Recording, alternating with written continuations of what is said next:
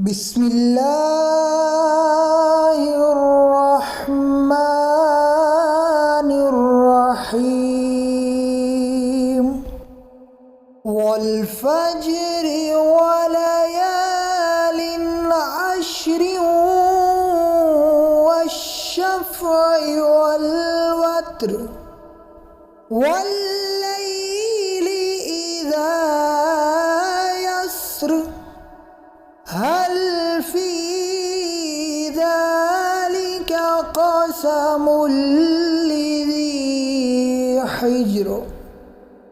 ألم تر كيف فعل ربك بعاد إرم ذات العماد التي لم يخلق مثلها في البلاد وثمود الذين جابوا الصخر بالواد وفرعون ذي الأوتاد الذين طغوا في البلاد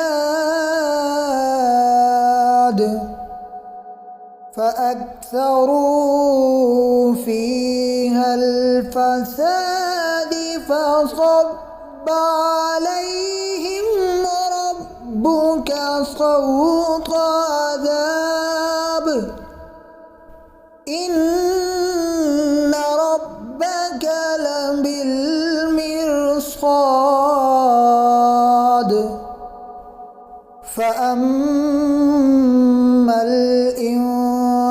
الإنسان إذا ما ابتلاه فأكرمه ونعمه فيقول ربي أكرمن وأما إذا ما ابتلاه فقدر عليه رزقه فيقول ربي أهانن كلا بل لا تكرمون اليتيم ولا تحاضون على طعام المسكين وتأكلون التراث أكلا لما وتحبون المال حبا جما كلا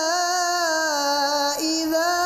دكت الأرض دكا دكا وجاء ربك والملك صفا صفا وجيء يومئذ بجهنم يومئذ يتذكر الإنسان وأنى له الذكرى يقول يا ليتني قدمت لحياتي فيومئذ لا يعذب عذابه أحد ولا يوثق وثاقه أحد يا أيتها النفس المطمئنة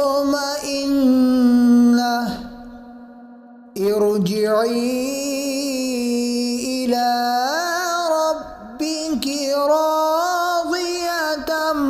مرضية فادخلي في عبادي وادخلي جنتي.